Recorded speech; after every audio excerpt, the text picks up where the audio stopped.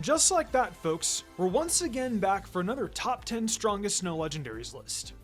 You guys are defaulting back to the usual pattern of going from one typing to another by way of type effectiveness. So since we did bug the last time out, we're going to do the flying types today.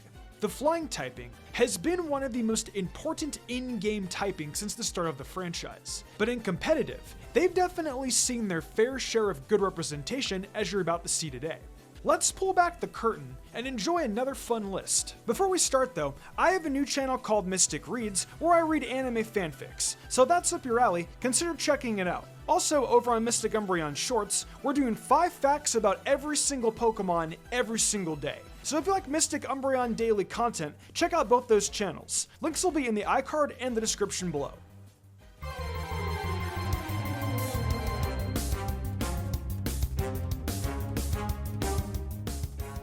Leading off today, we've got Mandibuzz, one of the best defensive Pokemon at the lower tiers in Sword and Shield.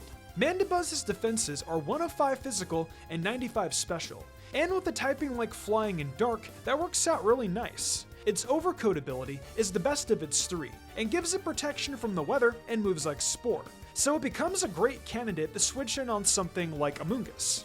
It's a defog user, so you can expect to constantly remove hazards from the battlefield. And with heavy duty boots as an option to throw on, you'll never have to worry about switching in on some stealth rocks either. Its attacking moves include Foul Play and Knockoff, with U-turn there for pivoting. You've even got viable recovery and Roost. What's not to love? It may not be the top option once you get to the OU tier, but one great thing when used up there is the ability to check Dragapult. So that's a great thing we can say about Mandibuzz. It barely cracks the top 10 in both of its typings, but you know what? It's pretty dang nice.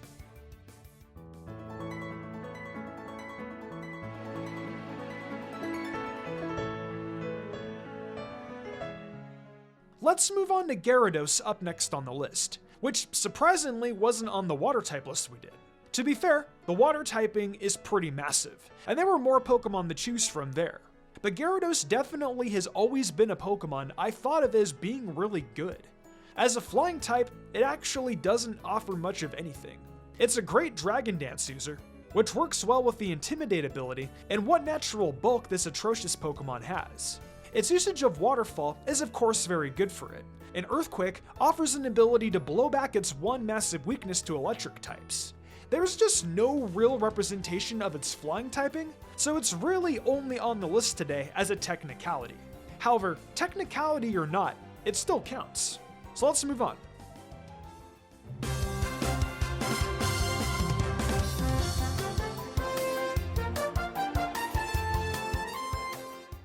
The next Pokemon on our list was just seen outside of the top 5 of our Dragon type video, Salamence. So we know it's pretty good among the Dragon types of course, and it actually got a great boost in BDSP funny enough. The coverage in those games plays super well into making it a Specs or Scarf user, putting that 110 special attack or 100 speed at the forefront. That isn't worth discounting the physical attack being a wonderful 135 though. When it comes to using it in battles in Sword and Shield though, it's nice to just toss the heavy duty boots on and trust in Defog and Dragon Dance for a supportive monster. Now of course it is a shame to not have access to its formerly dominant Mega where Aerialate was such a good ability. But its Moxie and Intimidate abilities give you 2 fantastic options to choose from that can really add to its ability to command attention on the field, just like with Gyarados. It's wild to think it's only number 8 today though. How good could this list really be? Let's continue on.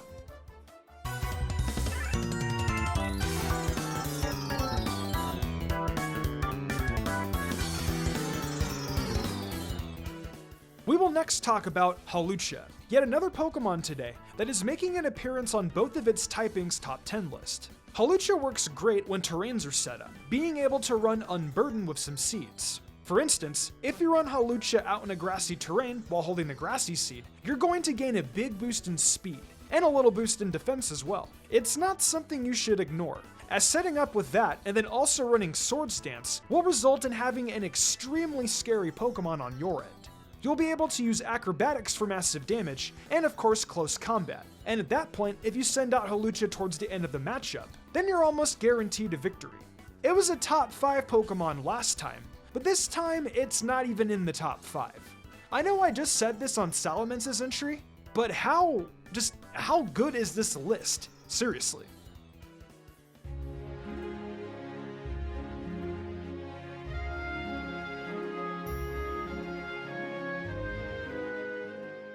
We're gonna close out the first half of our list today with the best early route bird Pokemon ever, Staraptor. I would think without a doubt we'll see it again on the normal type list down the line, but we'll talk about that when we get there. In BDSPOU, Staraptor is a top offensive option when equipped with the Choice Band or Scarf, boosting either a 120 attack stat or 100 base speed. Its Reckless ability powers up moves that do recoil damage, and it just so happens that both Brave Bird and Double Edger stab, so causing massive damage on the field to just about anything is very possible. And if you figure a Steel or Rock type would come in to prevent Staraptor from dominating, just remember it gets access to close combat too. There's not much more that needs to be explained here. Staraptor is just super great as a bare bones physical attacker. It just would be nice if it didn't necessarily need to use choice items so it could easily have access to Roost. That said, it's still just outside the top 5, so that means the rest of this one is going to be filled with heavy hitters.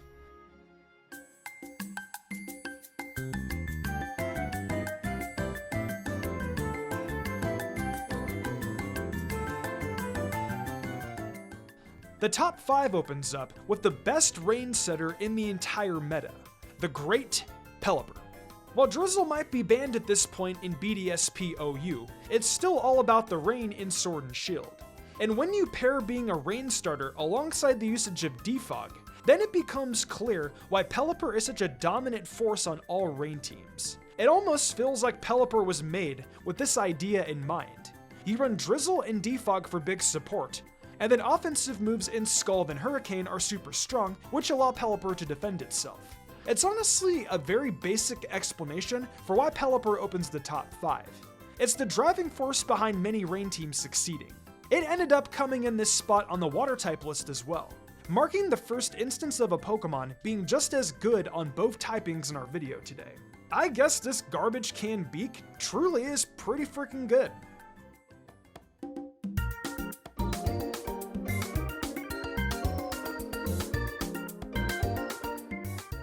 It's time once again to talk about one of my favorite Pokemon of both of its typings, Skarmory. It's got a little niche role in several tiers. It can basically do everything you need a supportive Pokemon to do. It's going to set up hazards, whether they be spikes or rocks, then moves like Whirlwind to drag mons out on the field for the hazards, or Taunt to cripple opposing Pokemon. It's pretty crazy. You could even run Tailwind to boost the speed of your team, which is even more nice utility. I bring up all that and it almost makes you forget it's got base 140 defense, which makes it an absolute menace, in BDSP especially. There are few Pokemon in the first 4 gens that can handle it with ease, as it resists Dragon-type moves and isn't affected by Ground-type moves. So Garchomp most certainly doesn't want anything to do with this heavy bird. You can use Defog to hurt the opponent's hazard setups, perhaps even run Substitute to prolong Skarmory's time on the battlefield. This time, Skarmory can take its turn in a top 5, and I'm pretty happy about it.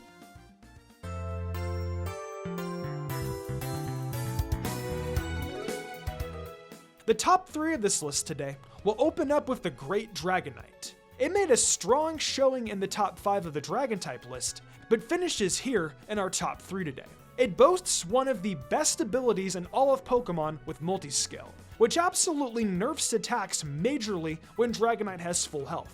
If you want to run Roost alongside D-Dance, Substitute, and an offensive move of your choice, it's looking pretty good for you in a battle. If you're out here wanting to run an Assault Vest on this thing, and just to do some wild stuff in battle in Sword and Shield, you're pretty able to do that too, with Earthquake or Outrage. Even Hurricane if you're feeling frisky.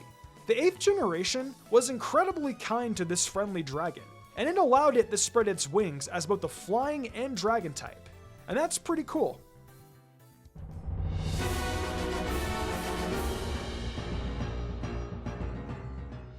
It's penultimate time, and we've got Glasscore bringing itself into the conversation. It's one of the best defensive Pokemon in all of BDSPOU.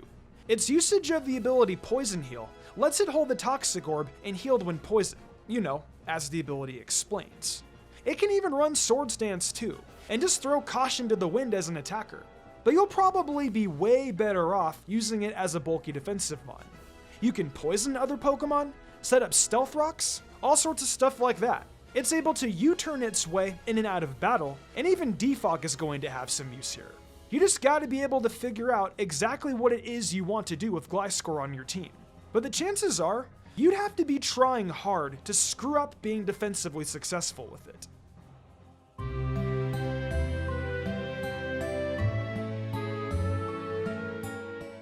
The number 1 spot today is occupied by Corvinite, which is solidifying its place as one of the best Pokemon in Sword and Shield's competitive scene. It was in the penultimate spot on the Steel list, and now it gets to be the number 1? It's just so good, and there's a lot of reasons why. Like, how about the great abilities it has? Pressure and Mirror Armor are great depending on the type of battle you're in. Like, with Mirror Armor being nice for doubles, and Pressure for singles. You can sit down Corviknight and slap the Rocky helmet on it, and run Iron Defense with Body Press. And boom, you've got a team MVP just like that. Like, it seriously plays hard when it builds up that defense. Its typing is already good on its own, but when you start to build its offense around that defense, it turns into an absolute stud. When you add in U-turn, you gain pivoting action, and Defog remains a good support move to get rid of the hazards. Don't let me forget about Roost either. There are means of healing. This thing can do it all, offer utility, damage, and healing all on its own. I am a big fan and am completely understanding of how Corviknight ended up separating itself from the rest of the pack. Now that's it. The flying types have been addressed, and now I leave the next list in your hands. What typing do you guys want to tackle next? We're coming to a close of this series. We should be done just in time for Scarlet and Violet, so this is really our last chance to enjoy things from the 8th generation's perspective. As always, thanks so much for watching, and with that, I'll see you guys next time. Hey, it's the outro. Isn't that exciting? Thank you for enjoying another Mystic Umbreon video. We're getting ready to enter the fall, and the final stretch of hype for Scarlet and Violet is here. The excitement for Pokemon's 9th generation is at its peak, and I couldn't be more excited. We've still got plenty to cover before then though, so keep yourselves locked in. If you're interested in more Mystic content, check out my TikTok and Mystic Umbreon Shorts channel. If we get the 10K followers on TikTok, and we're super close, I'll be doing a viewer's choice video. Also, if you're into fanfictions and what ifs, check out Mystic Reads. I offer a ton of creative spoken word content on there, so come and join me. That's all for now. Make sure you subscribe for more fantastic content, and I'll see you next time.